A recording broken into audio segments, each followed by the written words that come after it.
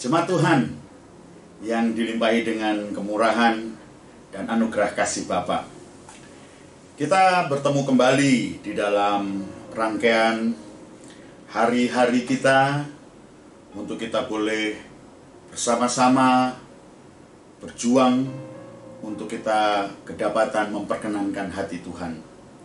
Untuk itu firman Tuhanlah yang menjadi alat ukur, menjadi rel, menjadi penuntun di dalam perjalanan hidup kita untuk kita boleh memperkenankan hati Tuhan.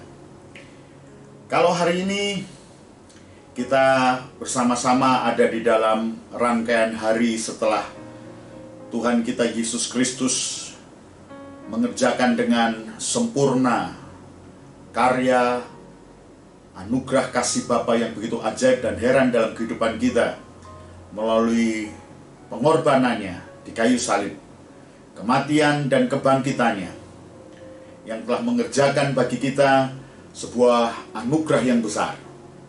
Dan di dalam rangkaian setelah Tuhan kita Yesus Kristus bangkit dari antara orang mati, di dalam Kisah Para Rasul pasal yang pertama ayat yang ketiga, firman Tuhan berkata, kepada mereka ia menunjukkan dirinya setelah penderitaannya selesai. Dan dengan banyak tanda ia membuktikan bahwa ia hidup.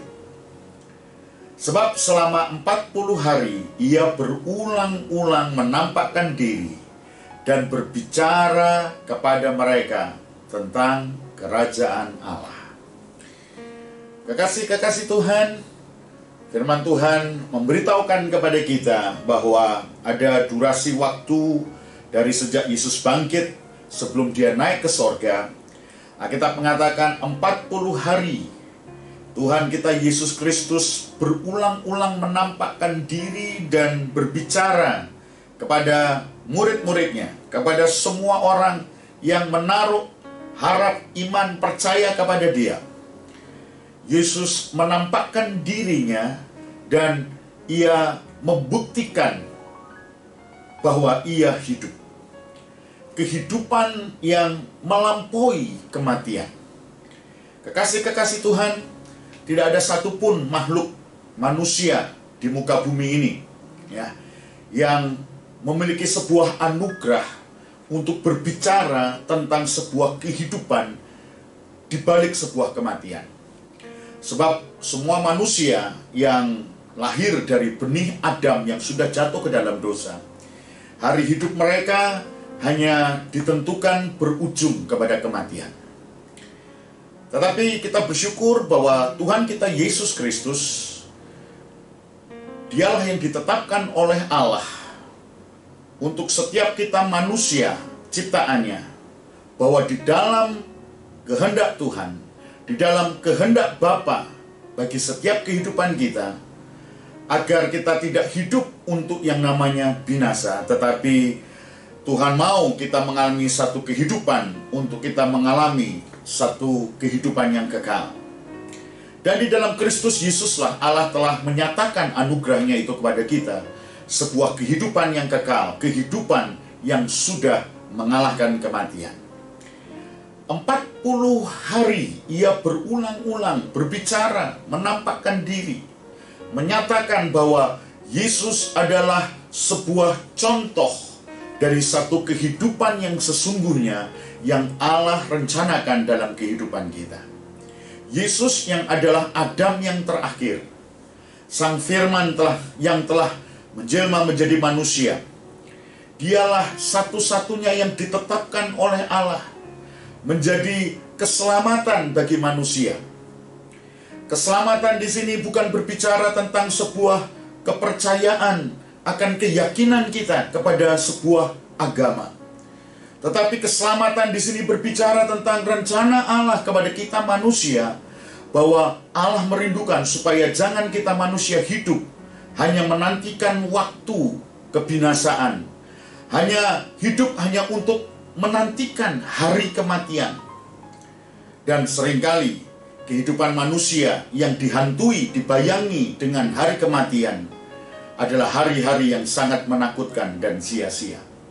Tetapi di dalam Kristus Yesus Tuhan, Allah pencipta kita, telah memberikan sebuah harapan kepada kita bahwa kehidupan yang Tuhan izinkan kita jalani bukan kehidupan untuk kita menantikan kebinasaan dan kematian kita. Tapi justru hari-hari hidup kita akan menjadi begitu indah dan bergairah, karena hari-hari hidup yang Tuhan mau kita jalani adalah hari-hari kita mengalami kuasa kebangkitannya, kehidupan yang mengalahkan kematian. Inilah kehidupan yang Yesus peragakan selama 40 hari. Ia meneguhkan kepada murid-muridnya iman, pengharapan, dan percaya kepada Yesus. Bukan hanya kepada sesuatu yang sifatnya hanya pemenuhan kebutuhan hal-hal yang materi dan jasmani di dunia ini. Dan juga pengharapan iman, percaya kepada Yesus bukan hanya berbicara tentang satu harapan untuk yang namanya nanti kita masuk ke sorga. Kita tidak lagi terbuang dari sorga. Kita tidak lagi binasa di dalam yang namanya api neraka.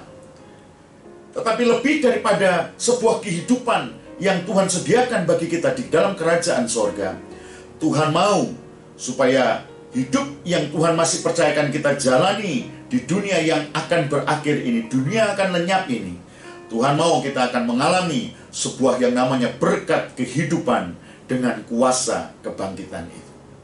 Untuk itu kekasih-kekasih Tuhan, kalau hari ini kita ada di hari yang keempat, sepanjang 40 hari ya, dari sejak Yesus bangkit sampai Dia akan naik ke sorga. Kekasih-kekasih Tuhan, kita ada di hari yang keempat hari ini. Kita bertemu kembali dalam satu kesempatan, kita akan belajar untuk kita boleh mengerti dan mengalami berkat-berkat Tuhan. Ya, ada 40 hari di dalam peristiwa kehidupan yang Yesus jalani, di mana di dalam 40 hari itu ada pengalaman-pengalaman ilahi yang Tuhan mau saudara dan saya juga mengalaminya. Sebagaimana Tuhan Yesus Kristus setelah Dia bangkit dari antara orang mati 40 hari, Dia menyatakan diri kepada murid-muridnya. Dia mengajar tentang kerajaan Allah. Tetapi kita juga tahu di dalam Matius pasal yang keempat ayat yang kedua, bagaimana Yesus sebelum memulai pelayanannya, setelah Dia dibaptis, Alkitab mengatakan Ia yang dipenuhi dan dikuasai oleh Roh. Roh itu membawa Yesus untuk Yesus selama 40 hari berpuasa di padang gurun, dan setelah itu Yesus mengalami yang namanya dicobai oleh iblis. Kekasih-kekasih Tuhan, dari awal pelayanan Yesus Kristus selama 3,5 tahun sampai tuntas di kayu salib, dimulai dengan 40 hari, Yesus mengadakan satu yang namanya hubungan yang intim, pengalaman spiritual, sampai kepada kebangkitannya. 40 hari kembali Yesus menyatakan diri. Mari kita rindukan dalam perjalanan hari hidup kita, sebagaimana 40 hari dalam misteri ilahi Bapa yang terjadi di dalam kehidupan Yesus. Bahkan kalau kita mempelajari dalam Alkitab kita, bukan saja Yesus Kristus, tetapi kita juga melihat ada tokoh yang bernama Musa, ada juga Elia. Dua pribadi yang sama-sama tampil pada waktu Yesus di atas gunung mengalami transfigurasi, berubah dalam kemuliaan. 3 murid Yesus menyaksikan ada yang namanya Musa dan Elia bersama dengan Yesus di dalam yang namanya sebuah kemuliaan itu. Dan kita mengetahui bahwa Musa dan Elia juga mengalami pengalaman 40 hari dalam hidup mereka, di mana mereka menjalani hari itu, pengalaman adikodrati, pengalaman spiritual, pengalaman bagaimana kuasa Roh Allah itu membawa kita dalam sebuah pengalaman yang lebih indah, pengalaman yang secara pribadi, pengalaman yang lebih lagi dalam, di dalam pengenalan kita kepada yang namanya Tuhan Allah kita. Oleh sebab itu kekasih-kekasih Tuhan, kita akan belajar dalam minggu-minggu ke depan untuk kita boleh mengerti dan mengalami bagaimana 40 hari dalam misteri ilahi Bapa, sebuah pengalaman rohani, terobosan-terobosan rohani boleh terjadi di dalam setiap manusia batin kita. Dan kiranya anugerah kemurahan Tuhan akan menolong kita. Ayat yang akan menjadi dasar untuk kita akan terus belajar sepanjang hari ke depan, sampai menjelang di mana Tuhan Yesus naik ke sorga, dan 10 hari kemudian, atau tepatnya hari yang ke-50, bagaimana janji Tuhan digenapkan, Roh Kudus dicurahkan. Kita akan belajar dari Filipi pasal yang ketiga, ayat yang ke-10 dan ayat yang ke-11. Demikian yang dituliskan Rasul Paulus, menjadi ayat yang akan menjadi dasar di dalam hari-hari ke depan. Kita akan belajar, mengerti dan mengalami kuasa kebangkitan Kristus itu digenapkan dan terjadi dalam hidup kita.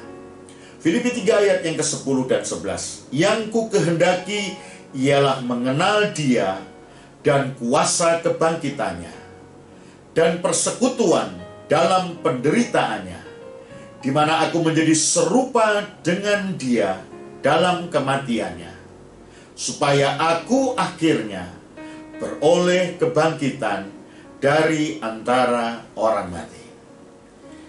Ayat inilah kekasih-kasih Tuhan yang bersama-sama akan menjadi dasar untuk kita akan menjalani 40 hari ke depan.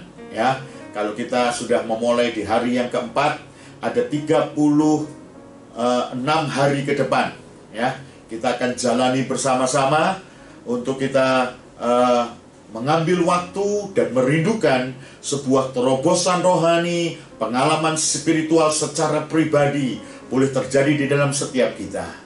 Dan kita boleh oleh kuasa Roh Kudus, kita akan mengalami sebuah pengalaman dalam dimensi rohani yang lebih dalam lagi di dalam anugerah kasih Tuhan. Filipi 3 ayat 10 dan 11. Ada 2 pertanyaan yang akan menjadi dasar untuk ke depan kita akan bersama-sama menggali, dan kita akan melidik kebenaran firman Tuhan, supaya kita akan mendapatkan anugerah terang firman Tuhan akan menerangi hati dan hidup kita. Dari ayat Filipi 3 ayat 10 dan 11 ada 2 pertanyaan, ya, dalam pengiringan dan iman pengharapan kita kepada Yesus Kristus.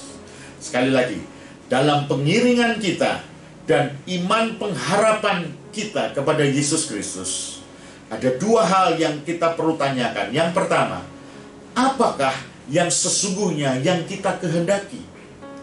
Di dalam mengiring Tuhan, dalam iman pengharapan kita kepada Tuhan Yesus, apakah sesungguhnya yang kita kehendaki? Yang kedua, dalam pengiringan dan iman kita kepada Kristus Yesus, apakah yang akan kita peroleh pada akhirnya? 2 pertanyaan ini biar kiranya menjadi pintu untuk anugerah Tuhan akan dibukakannya, kemurahan Tuhan dicurahkan atas kita. Anugerah Tuhan akan dilimpahkan. Pengalaman-pengalaman rohani akan terjadi dalam kehidupan kita. Tuhan kiranya memberkati kita semuanya. Dan kita ketemu di dalam pelajaran-pelajaran Alkitab kita ke depan sepanjang hari menjelang kenaikan Tuhan kita Yesus Kristus. Tuhan memberkati.